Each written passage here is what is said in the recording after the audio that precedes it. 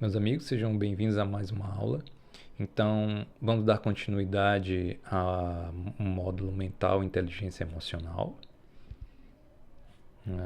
Só relembrando que nós já passamos das aulas dos estudos relacionados à leitura e escrita.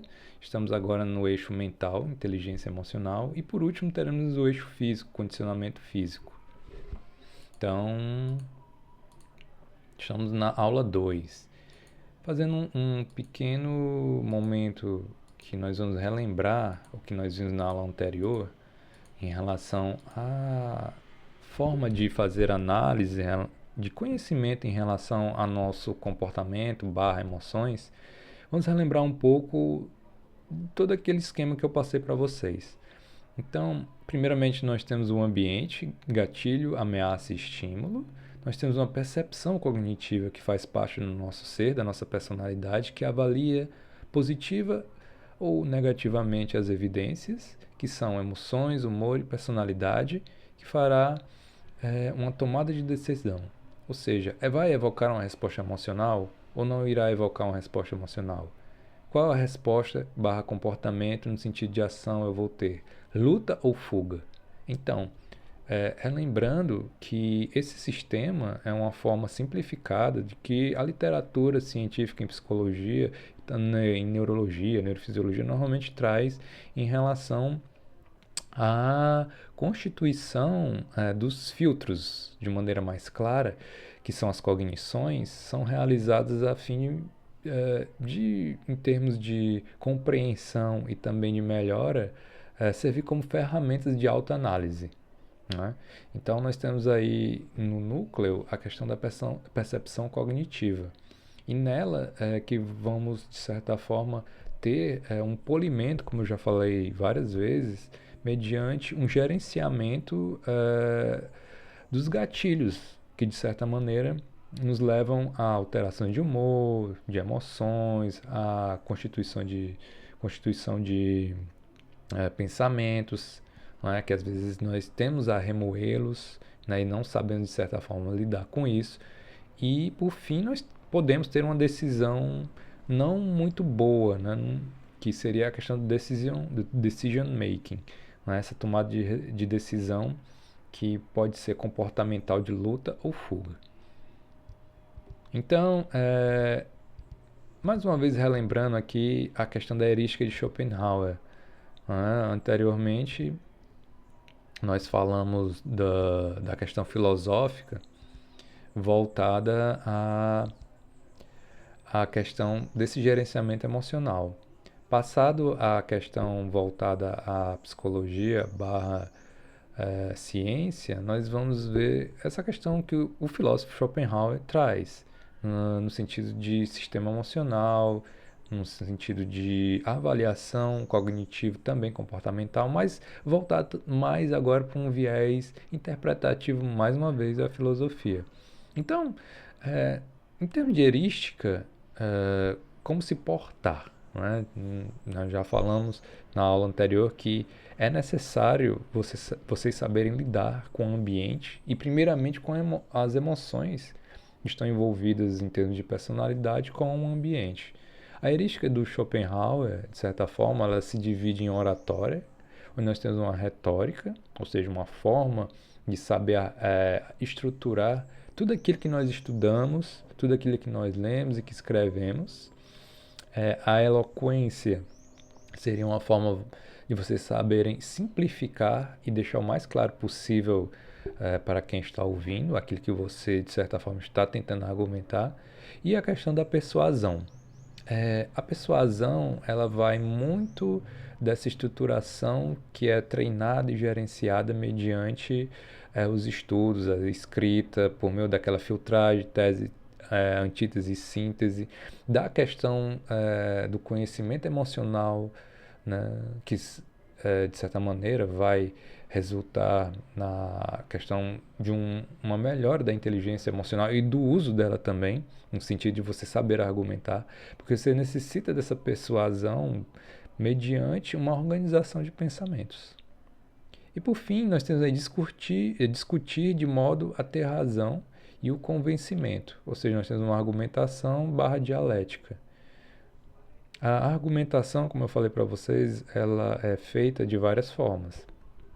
Dentro de uma forma de discutir de modo a ter razão, o Schopenhauer era mestre. Tem até um livro dele, né? Como ganhar um debate sem ter razão.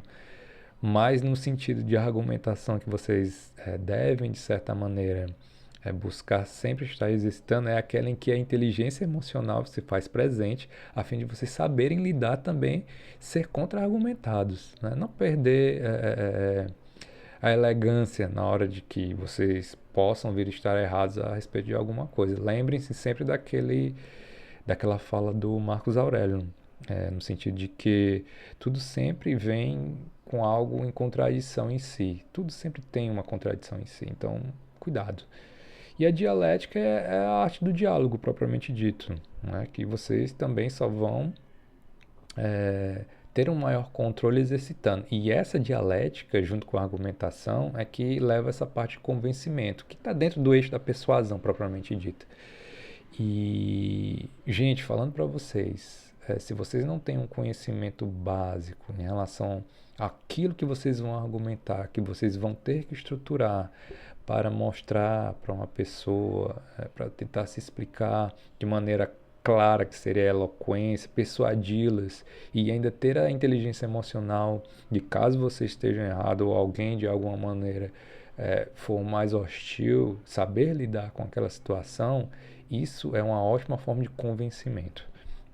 Vocês exercitando isso desde a primeira aula, né, do estudar, do aprender a ler, do aprender a escrever, da filtragem, da inteligência emocional, eu garanto a vocês que vocês vão, de certa maneira, saber lidar tanto com aquele que vocês estudam, né, seja bom ou ruim, mas vocês têm que estudar, bem como com aquilo que vocês vão argumentar pessoalmente com as pessoas, né? Quando eu falar aquilo, seria mais o objeto, né, que vai ser, de certa forma, discutido.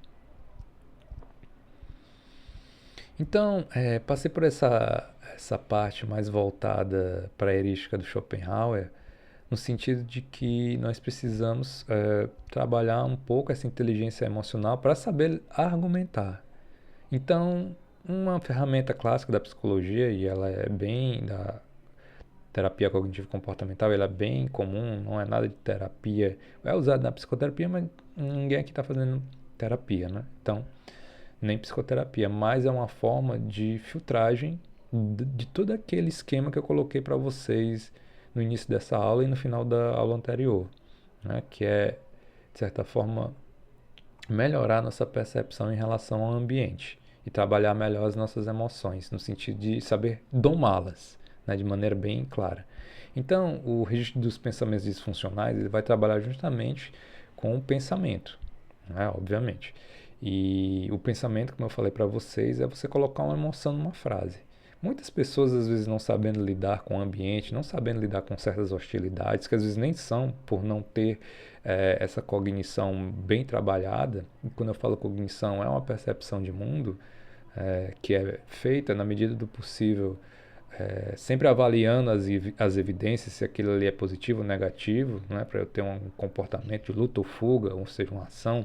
E quando eu falo luta ou fuga, gente, não é vocês partirem para a briga nem fugir, mas saberem lidar com a situação de maneira, vamos dizer assim, elegante, né, para usar um termo não psicoterápico. Então, assim, vocês podem pegar, como eu falei no final da aula anterior, qualquer instrumento que vocês acharem melhor para vocês no sentido de fazer esse registro, né, desses pensamentos que vocês julguem disfuncionais.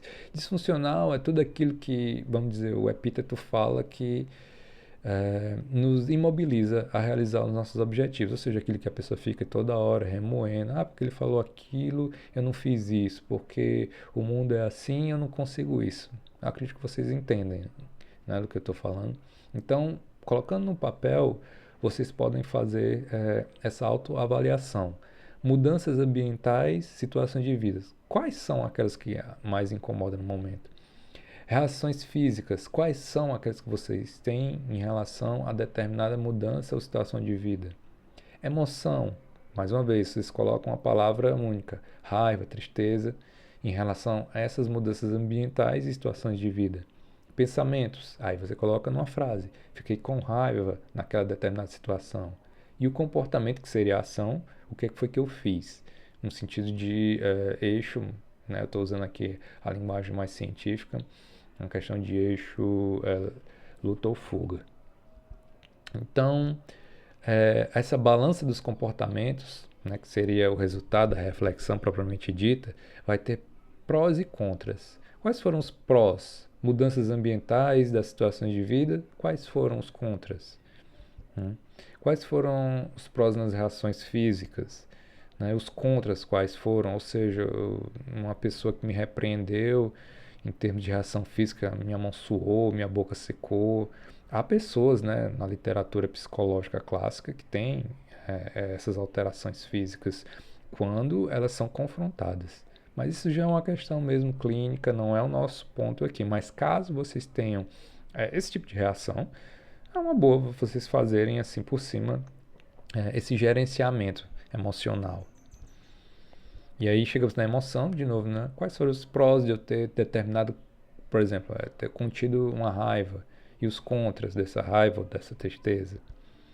Os pensamentos também, prós e contras, foi positivo ou negativo? E os comportamentos, o que foi feito, né? O que eu fiz, o que foi que eu fiz naquela situação? Colocando bem coloquialmente, assim, o que foi que eu fiz em termos de reação a uma fala que eu não gostei.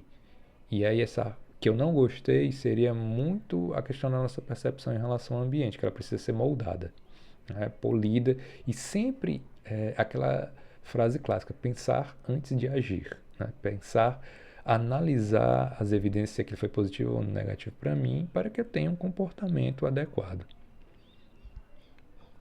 Então, meus amigos, essa aula mais curta, ela é uma síntese das duas aulas anteriores, na verdade foi uma aula dividida em duas, em que eu apresento a forma de vocês fazerem um registro de pensamentos disfuncionais. Acredito que muitos não tenham, né, mas caso os tenham, é sempre bom realizar essa análise, porque nós nos conhecemos cada vez mais e mais. E como eu falei para vocês, uma questão de oratória, que será o nosso tema, um dos nossos temas mais à frente, é importantíssimo sabermos construir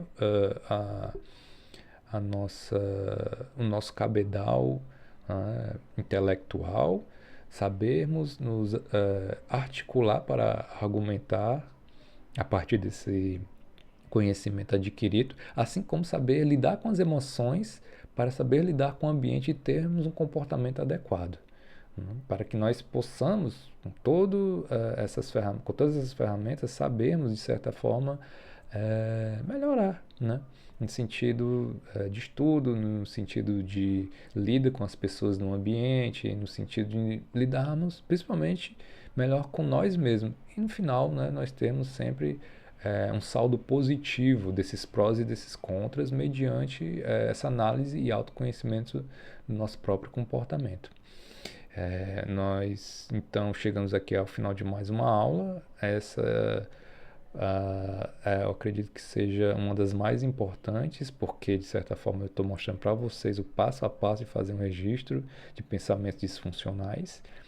E essa é a minha rede social, caso vocês tenham alguma dúvida. Na verdade, a rede social oficial do curso, que é o @israel.campus, e embaixo o e-mail para dúvidas. Qualquer dúvida que vocês possam vir a ter, podem entrar em contato comigo que eu responderei de pronto. Obrigado e até a próxima aula.